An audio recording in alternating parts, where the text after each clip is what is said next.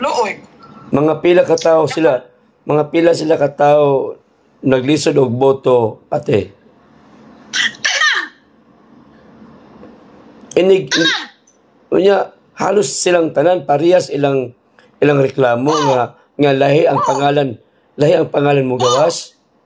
Pareha ba na nang gireklamo po na ng iba pong mga asa dapit na mga bansa? Ma-open mo gawas. Dahil ang uban, dili ma-open. Ang uban, Dili ma-open ang buting. Dili ma-open. Usa man na ang uban dili ma-open, ang uban inig ma-open pod lahi ang mugawas nga pangalan ningon ana. Oo. Daya lagi. So daya. Buting-buting man nga kay balo man makalakaw man ang mga Pilipina day adtong Philippine Embassy, makay balo man og asa ng Philippine Embassy. Nganong karon pa man. Nakaw, masamang balita, mga ka-PL. Maraming tumawag sa akin, mga OFW ng Israel at Singapore. Kwento ho nila sa akin, mga ka-PL, di umano pahirapan bumoto sa online voting. Na noong mga nagdaang halala na kanilang nasaksihan sa kanilang lugar o doon nga sa lugar na sinabi ko kanina, dito sa Israel at Singapore, hindi po ito nangyari. Anila, ngayon lamang ito nangyari, mga ka-PL. Hindi mabuksan itong umano'y link o itong portal ba para sila makapagboto o yung reklamo naman ng iba. Halimbawa, ang binoto si Pastor Kibuloy at lahat ng mga kasama niya sa PDP, iba ang lumalabas, mga kababayan. Meron pong ipaparinig ko sa inyo, mga voice message po ito mula sa Israel at yung iba naman mula sa Singapore na nagsasabing tila mayroong dayaan, mga ka-PL, sa online voting. Sila ang may sabi niyan, ha? Lilinawin ko lang, ha? Baka mamaya tayo ang pagbintangan. Sila ang nagsasabi na di umano na ayon sa pagkakaintindi nila sa mga nangyayari, tila dayaan, mga kababayan. Ano ho? O eto naman po, mga kababayan, yung mga nakuha ko po sa social media, Facebook, mga nakita ko rin. Hindi ko po ito masyadong sineryoso. Dahil akala ko, simpleng error lang ito, mga kababayan. Di ba? Marami naman nangyaring error sa mga nagdaang halalan, pero ilan lang, halimbawa, mga hanggang umaabot lang sa mga 100 o hanggang sa 200 lamang katao ang nakaranas ng error. Pero iba na di umano ito ngayon, kundi lahat di umano silang mga OFW ng Singapore at ng Israel, nakaranas pare-parehas. O ano po masasabi nyo dyan, mga kababayan? Ito ba simpleng error lang? O talagang minamanipula na? O kayo na lamang po ang humusga? Ako'y nagtatanong lamang po, mga kababayan. Ano ha? Hindi po di umano simpleng error lang, kundi parang iba na . Okay lang sana kung simpleng error lang, mga 100 hanggang 200 katao ang nakaranas na gano'n, okay lang Diba? Pero kung lahat na di umano sila, hindi na mabuti. O ito po, iparinig ko po muna sa inyo, mga kababayan, itong nauna, ayan, voice message po ito. Bisaya po ito. Huwag ko kayong makalala, ita-translate ko po sa Tagalog para maintindihan nyo po ano. O, ayan po yung aming mga conversation. O, ayan o, ayan. Hanggang dito lang. O, pinutin ko na po itong isa. Ayan. Oy, idol! Kadang, nabwisit yung ko, idol ba? Kaya nga, nagsugod naman o online voting ba? Ganina, Ganun sa Israel ba? Kabalo ka, ang ilang, sa embassy, ang gihatag nila nga, leta, di maupin, dagkang ka nagreklamo. Sa maning klase ning kwan. Wala dyan, chupi, gini kayo ba? Daya gini. Tuyong iya nila, kay aron, gamay rin makabutar. timing na nila ba nga ma-open ang kuan. Grabe kayo. Reklamo jud ko ba? Nga way ayo gid ang online voting. Na idol inig sunod mo live. Pakisyagit diha nga ang online voting way ayo. O, di ba? Una pa lang yan. Yung data di umano, hindi ma-open, mga kababayan. Hindi di umano maganda. Ang online voting, ayon po sa kanya. Ito yung una ha. O, itong pangalawa naman, pindutin natin. Ayan. Uya, idol, dire ba sa Israel, no? Marcos ba na as mga embassy? Nako. Marcos. Sa mo daya lagay nagbagulpol kay wa kabutar. Doon daw sa embassy sa Israel, Maka Marcos daw, mga kababayan. Siya may sabi mas lalo daw ito magiging daya, di umano, ayon sa sinabi niya. Marami daw ang nagyaw-yaw sa online voting. Maraming reklamo. Ito naman yung naging reply ko. Voice message pa rin. Kaya yung kulay asul na yan. Sige, kay dili lang ikaw ang nagsumbong sa kuana ba? Daghan nagsumbong sa kuana about sa online voting nga pahirapan daw. Sige, sa sunod live na ako nang i-special na ako na siya na content para makita gyud sa sa Comelec. Ipadungog na ko ninyo mga istorya. Di lang ikaw daghan gud kayo mo nagsumbong sa kuana. Sige lang, salamat salamat. Ito may message naman. Ito basahin nyo Sabi niya, daya jud ni idol. Ito naman yung kasunod, pindutin ko na rin. Di ba?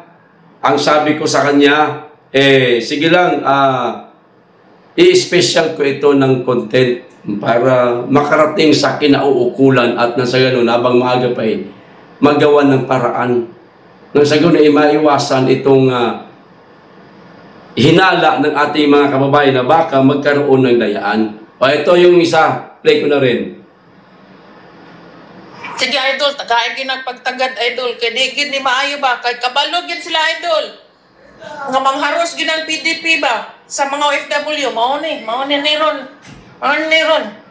Pila na lang gini makabuk makabuto. Sabi niya, sige idol, grabe naman maka-idol si ma'am.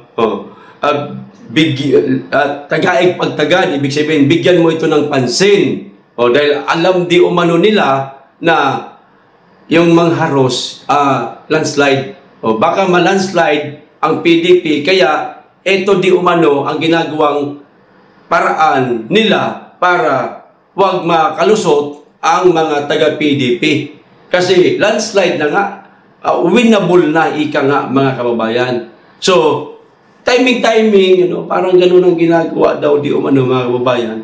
So, kayo, sa mga OFW, dyan sa bansang Israel at sa Singapore, kung meron po kayo naranasan, i-share nyo po online. Hindi naman ito paninira siguro, sa palagay ko lang, no?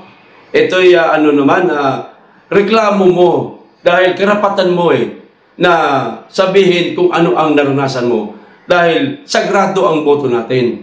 Dapat natin itong ingatan at makarating ito sa taong kung sino man ang napupusuan natin na manalo sa halalan. Ito pa.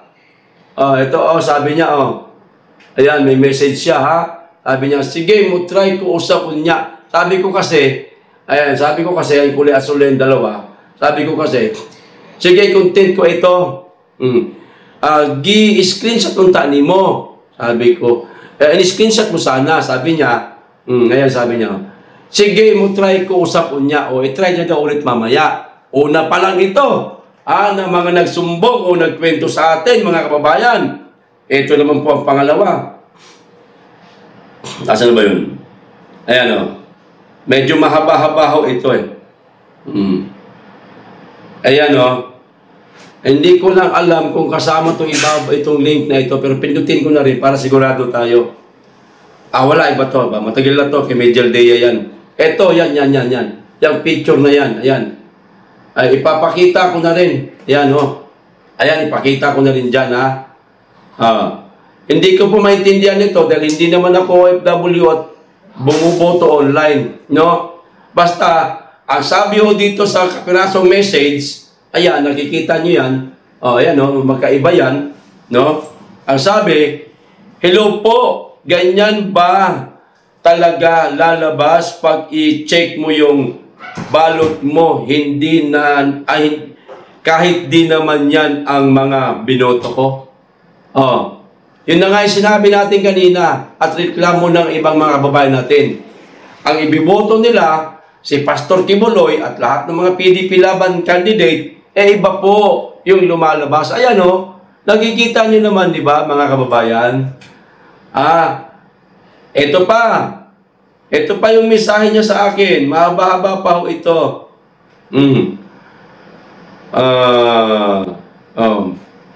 Ayan o. Kita niyo naman siguro. Ito basahin ko ha. May dayaan na sa online. Dapat boycott yan. Ayan. Ito pa, may video pa siyang binigay sa akin, mga kababayan. Ito, ipi-play ko po itong video na to. Pero, sabihin ko muna yung naging conversation namin. Yan, yung mga kulay asul na yan. Sabi ko, sige, content ko ito. Yan. Sabi niya pa nga. Sabi niya pa nga, ipasa mo kay Garcia yan. Sa Singapore yan nangyari, online voting. Tagalog naman to, mabuti naman. Okay, sige po, ma'am. Mamaya, content ko to. Yan. And hello, ito, mahingaying umaga naman to pagkagising ko. Bakit? Bakit kahit nasa Pinas, online voting din ba? Nagtatanong lang naman siya. Kasi meron siyang binigay na link. Ayan, Pero, basahin din natin yan. Unahin muna natin itong video, panoorin muna natin sa sandali, mga kababayan. Ito. Ginoo ko, daghan yun ang issue karon sa online voting na naibagong ni-post ay, hello po, ganyan ba talaga lalabas pag i-check mo yung balot mo kahit di naman yan ang binoto mo? My God, ang nigawa si Tulfo Ben Bitag. Tabang. Saon man na. Tapos, ang iyang ipangbutar is ang PDP Laban. Pero ang nigawas kay si Ben Tulfo, kinsa pa tong mga nanggawas. Tabang mga langit, Ginoo ko. Lord, Diyos ko, Pilipinas, kawawang Pilipinas. Yan po ang mga binoto ko po. Ang iyang ipangboto si JB Hinlo sa PDP Laban, si Gringo Hunasan, si Lambino Raul, Marcoleta, Mata, Kibuloy, Rodriguez, Salvador. Muna ang iyang ipangbutar. Pero ang nigawas, dili mao. Hoy, Pilipinas, luuyan na to, Aniday. Luuy kay Taniday. Di ba, mga kababayan? Ang ibinoto ay straight PDP. Pero ang lumalabas, yan, si Ben Tulfo at yung iba pa di umano ayon dito sa bidyong pinanood natin. No? Ito naman po yung link. Basahin natin. Para diretso na po tayo. Huwag na po natin basahin yung naging conversation namin. Ito, may tumatawag pa sa akin pero unahin muna natin tong ayan, mga ano yan. Pakita ko po sa inyo. Ayan. Basahin ko lang yung caption niya. Medyo mahaba-haba ito. Sabi niya, today, I exercise my right to vote as an overseas Philippine worker here in Singapore. Tulad nung sinabi ko kanina, Singapore at Israel nangyari. And it is the first time that I vote online. I believe that it is my right to verify my votes were cast currently, but I am so disappointed that I couldn't verify it. The portal, ito na, the portal show QR code after voting in it states that you can verify your ballot has been cast correctly at any moment using the following QR code But when I scanned the QR code, it doesn't show name of the candidate that I voted, mga kababayan. Instead, it shows some names which I didn't vote. O yun na nga, diba? Iba yung binoto niya, iba naman po ang lumalabas. Oh. So, the question now in the COMELEC, how you can show as OFWs that our votes were cast currently. Unlike the past election, we can see receipt after the ballot were inserted in PCOS machines. We OFWs have the right to know, and we are not blind of what's going on in our beloved country, Philippines. Refer on the screenshot attached and judge it yourself. O eto na po yung mga picture, mga kababayan. Ay, pakita ko po sa inyo, ha?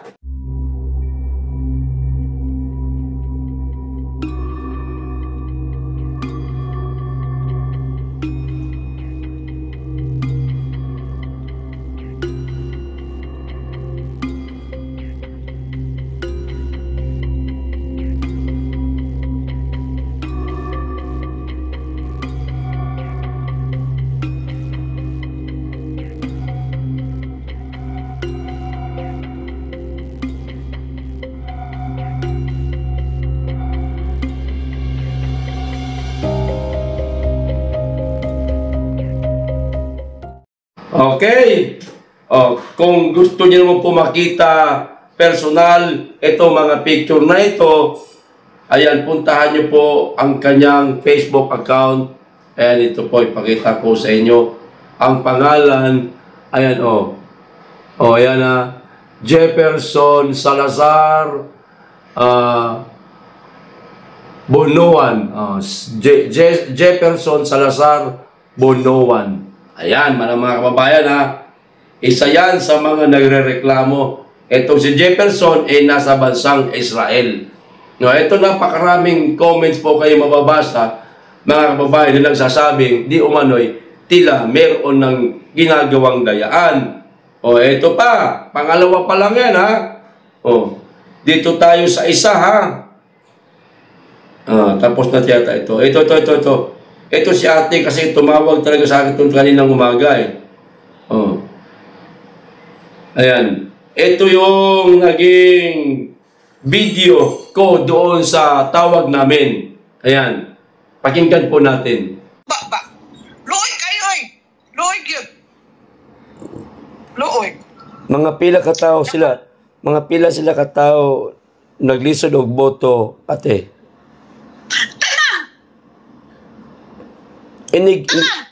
Unya, halos silang tanan parehas ilang reklamo nga lahi ang pangalan mo gawas. Pareha ba nang gireklamo po anang iba pong mga asa dapit ng mga bansa? Maopen mo gawas. Dahil ang uban dili ma-open. Ang uban dili ma-open ang buting. Dili ma-open. Usa man na ang uban dili ma-open, ang uban inig ma-open pod lahi ang mugawas nga pangalan ningon ana? Oo. Daya lagi. So daya. Buting man nga kay balo man makalakaw man ang mga Pilipina day adtong Philippine Embassy, makay balo man og asa ng Philippine Embassy. Nganong karon pa man na. Ato sa una dili man. No ba? Oo. Sa una dili ingon ana. Dili. Mga to dito mamutar. Wala man ang buting karon naman na siya. Animal ni si Marco.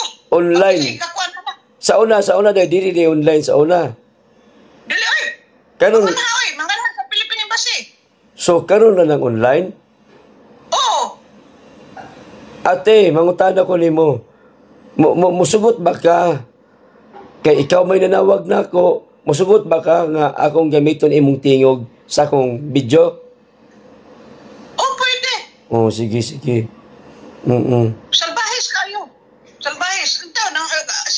Rasyan ba? Luoy kayo, may text ko na ko, tao na ko si Rasyan.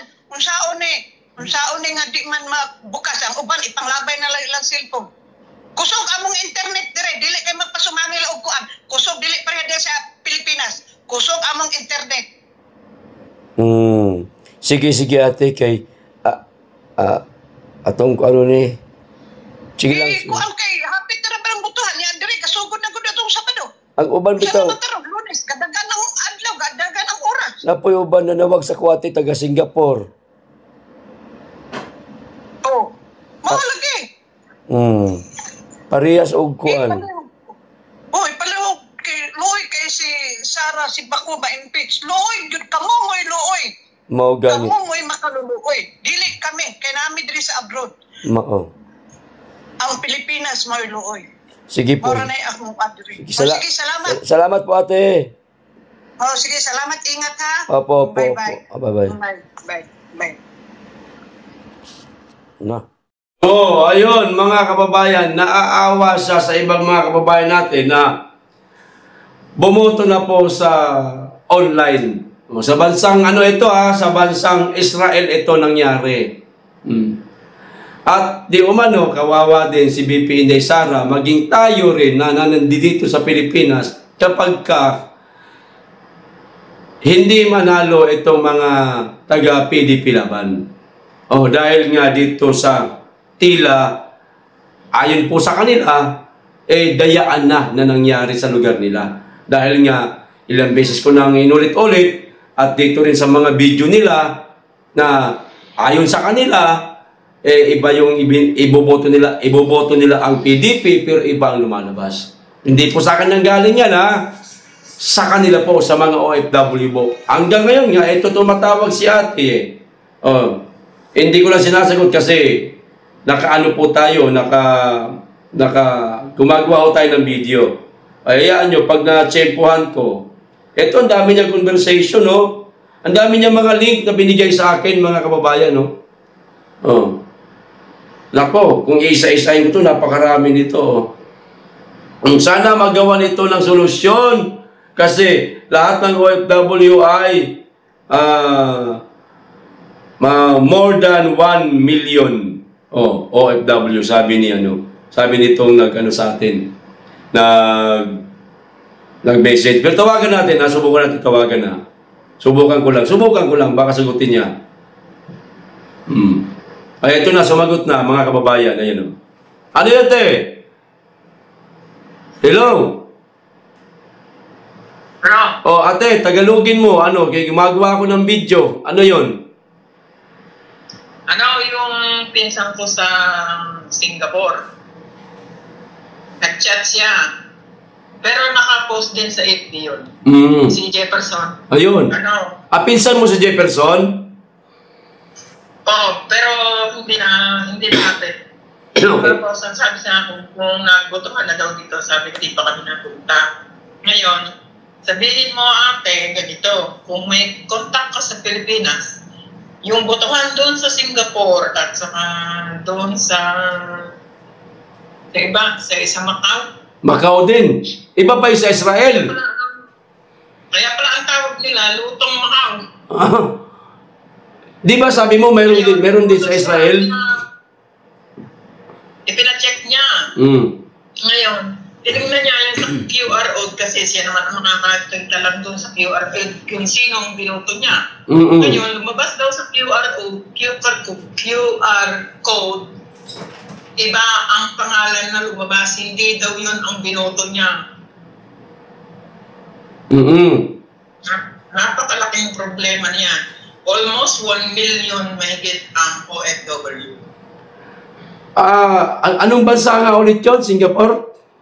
Singapore, oo. Yung tinawag mo sa akin kanina umaga, Israel naman yun. Hindi, Singapore yun, yung sa Macau. Ay, sa Macau nga. Hindi, yung kanina umaga, tumawag ka sa akin, di ba? Meron ka sinabi sa... Ayun nga, yun yung akin sinasabi. Yun na nga yung... Yung kay Russia naman, sa Israel, totoo din yun. Oo, pare-pareho yan. Lalabas na yan. Kasi sa luto na nila yun kasi ayaw nyo buwan. Kala ko ba ng petisyon ang abogado ng PDP laban. Ewan ko kung ano naging resulta doon, ate. Di ko alam. O sige, ate, yun lang po ang concern ko, ha? Yun lang. Kasi nag-uumpisa na. Opo, eh. O, sige, sige. Salamat po, ate. Salamat po. More than, sabi sa akin noong pinsan ko sa Singapore, Ate Elsa, more than 1 million ang OFW. Grabe, ano. Okay, sige po, ate. Salamat po. Salamat po sa informasyon niyo, ate. Salamat po. Ipa-check mo agad kasi meron din nakapost sa FB, gano'n. Opo, opo. Or sa YouTube. Opo. Sige po, ate. Sige po. Salamat. Bye-bye. Para basta na-inform na kayo lahat. Okay, salamat po. Okay, ayos po. Opo, salamat po. Okay. Sige, pakicheck mo na agad, ha? Opo. Na magawa agad ng solusyon. Opo, sige po. Hindi lang naman Singapore ang reklamo. Ayos. Sige po, ate. Sige, thank you. Opo. Okay, tanyo na, ha? Mga kababayan, ha? Tapos na yung tawag namin, ha? Kaya na pa kasi ito tawag ng tawag, eh. Ang dami naman yun. Pula. Tawag ng tawag yan, Kaya tinawagan ko na mismo siya para, hindi man tayo online, hindi man ito live, pero, at least, lihitimo itong video na ito, itong mga tawag na ito na natanggap po natin. Comelec, ito na ang kinatatakutan ng ating mga kababayang OFW. Kaya noon pa lang, yung ating mga kababayang OFW, halos walang tiwala sa online voting. Naghihinala na sila noon pa lang. Hindi pa po nangyari itong botohan sa online. Naghihinala na sila na baka magkaroon ng dayaan. Katulad din ang sinabi ni Atty. Vic Rodriguez sa napanood kong live kanina lang. Nabanggit na rin ito. At noon pa, sinabi rin ni Atty. Vic Rodriguez na baka magkaroon ng dayaan. O eto na, Comelec. Paano ito? Anong gagawin ninyong solusyon dito? Sagrado ang boto ng ating mga kababayan na tila pinaglalaruan. Karapatan nila na mapalagay sa tamang tao ang boto nila pero sa ibang tao napunta. Comelec, sana magbigay kaagad kayo ng pahayag tungkol dito. Malaking problema ho ito. Hindi po ito isang simpleng error lamang. Sana masolusyonan niyo po agad ito. Dahil baka hindi po bumoto itong ating mga kababayang OFW. Dahil sa takot na baka sila ay madaya lang. No? Sana lang, Comelec, gawa niyo po kaagad ng paraan. Isa po ang mga OFW na inaasahan ng ating bansa para mag-earn tayo ng revenue from OFW ng mga kababayan natin. Tapos, yung kanilang boto, tila paglalaruan lang. Gawa niyo naman po ng paraan, ha, Sir George Garcia. Hindi po kami bumabati sa inyong tanggapan, kundi kami humihingi lamang po ng tulong na sana gawa niyo po ng solusyon kaagad itong tila dayaan di umano na nangyari sa online voting. Maraming salamat. Sana gawa niyo po kaagad ngayon na ng paraan. O di kaya maglabas kayo ng inyong pahayag tungkol dito. Dahil ng mga nakaraang buwan, mariin itong tinanggi o kinokontra ni Atty. Respesio, Atty. Harry Atty. Vic Rodriguez din. At ito tila nangyayari na at nagkakatotoo na ang hinala ng karamihan nating mga kababayan. Kayo naman mga kababayan, ano po ang masasabi niyo dito? Ito ba simula na ng dayaan sa online voting o baka naman error lang? Paking comment. Hanggang dito lang Maraming salamat, mag-iingat kayong lagi. Higit sa lahat, mahalin po natin ang Pilipinas.